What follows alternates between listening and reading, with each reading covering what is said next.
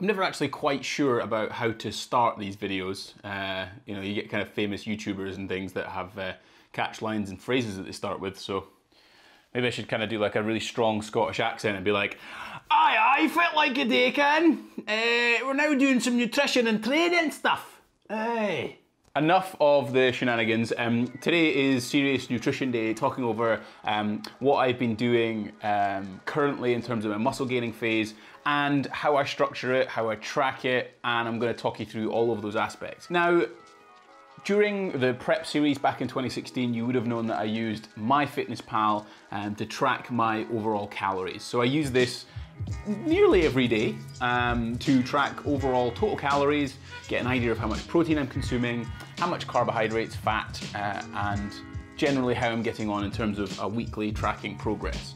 I then correlate that with weight and then see how things are changing from a muscle gaining perspective. It has its limitations, but like I said, it gives me some sort of kind of perspective of how I'm getting on in terms of eating calories. I can definitely eat for Scotland. I'm a hungry man and I can overeat very quickly. So having a good idea of where I'm at, in terms of at least protein and calories, can be a very good thing, certainly in the off season. Now, I do say calories and protein because that's what I tend to focus on, and I'll get into that later on in the video. With my meal setup, certainly on myfitnesspal, what I tend to do is have about 3 main meals per day, so breakfast, lunch, and dinner. And then I might prioritize 2 snacks around that. So that would be a pre-workout or on a day that I train, or it might be a snack based on a day that I don't necessarily train. Depending on how I'm getting on with my tracking through the day, because sometimes my days aren't as structured where I take food to work with me, or I might have something different, then I might include an evening snack. And that evening snack can be anything from yogurt to oats or whatever else, but it tends to be a macro topper.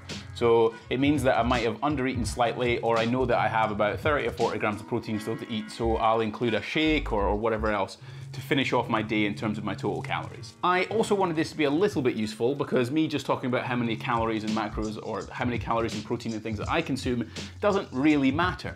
So to give you an example of a day I recorded yesterday, and recorded all the food that I consumed. Now, as you can see, I have kind of a balance of my breakfast is like a yogurt or Greek yogurt sort of setup with some granola and things. I tend to include some berries and whatnot that I don't tend to track just because they tend to be very low in calories anyway. Some honey and whatnot, and that's my kind of staple breakfast nearly every morning. Sometimes I change it with some eggs and things, sometimes I have some porridge, but generally it's sort of Greek yogurt and granola, which is very, very nice.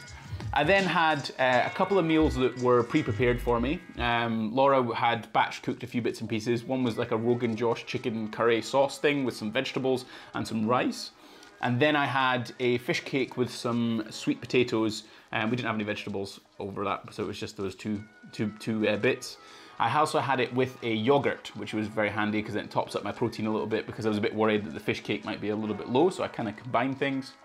Then I had typically quite a long day that day, so in the evening I decided to have a macro topper, if you will, which was porridge milk, some whey protein and some dark chocolate. And then I have this like really low calorie Hershey's stuff that I put over the top, which is very, very nice. There is an element, like I talked about, not tracking berries, not necessarily tracking things like fruit or vegetables and things too closely, because you want that bit of flexibility within your off season, because when you go into something like a dieting phase, you are a little bit stricter and the psychological demands of that are higher. So when you have a off season, you can be a little bit more dynamic with your intake, with still the priority of understanding that you are trying not to get fat necessarily or gain too much body fat. So those kind of little priorities can help. To give you an example of exactly what I do consume in terms of macros, so that was kind of an example of a meal. My target calories are around 2,500 to 2,800, certainly Monday to Friday. Weekends can be a little bit higher.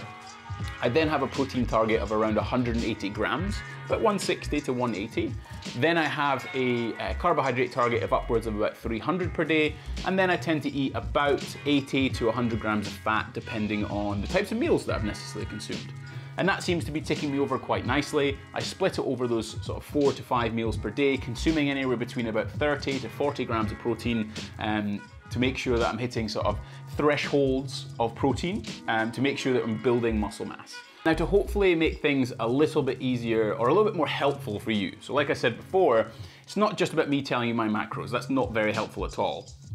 I do have posted about how to calculate your macros, but to give you a quick little run through, all you need to do is take your body weight, times it by, your body weight in pounds, times it by 12 to 14, depending on how active you might be in terms of in the off season. You then want to hit around 2 grams per kilogram for protein. You then want to hit about 0.9 to 1 gram per kilogram for fat, and then fill the rest of your calories up with carbohydrates. What you also want to consider, like I said, those sort of 4 meals roughly per day, spreading your protein intake throughout the day over every 3 or 4 hours, consuming a good helpful amount of protein in terms of 30 to 40 grams, give or take. You then, to be able to assess how you're progressing, probably want to consider about 1% body weight gain per month by tracking your average weight on the scales. So wake up, use the bathroom, step on the scales. It's a nice routine to get into, and it also probably helps you reassess if you had a heavy weekend, like I maybe did a little bit in terms of calories, and you jump on and you're a bit heavier than you want to be. So you kind of just balance things out a little bit, get back to tracking a bit more, and then try to not gain too much body fat. Last but not least, and it's probably one of the biggest questions I get, is what type of supplements do I take?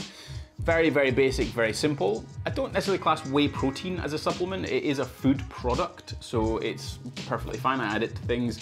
I usually don't have a shake, but sometimes I will, like I said, in the evenings, if I know I've eaten quite a lot of calories and I need a high protein source with low calories. Whey protein is absolutely fantastic for that. Then I'll have creatine. I'll take roughly 5 grams per day with a meal at any time. I then take 3 grams of fish oil if I know I'm not having any, say, salmon, for example. I'll then also take 5,000 IUs of vitamin D. I haven't been tested for vitamin D, but because of my pale Scottish skin and it's getting into winter, 5,000 should be absolutely fine. And then last but not least is a multivitamin every single day. And those are my supplements. That's pretty much it. Nothing else fancy. I might have a pre-workout every so often, which contains just basically high amounts of caffeine. I do like coffee, so I'm quite sensitive to it. And that's kind of it. Those are my macros. Those are the types of nutritional things that I tend to recommend and like to have from a muscle gaining perspective. And there isn't anything fancy about it. It is just about doing something every single day for a long period of time. And that's how you'll gain significant amounts of muscle mass. So yeah. That's episode 6 of the massing season. Yeah, and I hope you've liked the weird sort of Matthew McConaughey psycho haircut. I think I put too much gel on it. But that is episode 6. Done.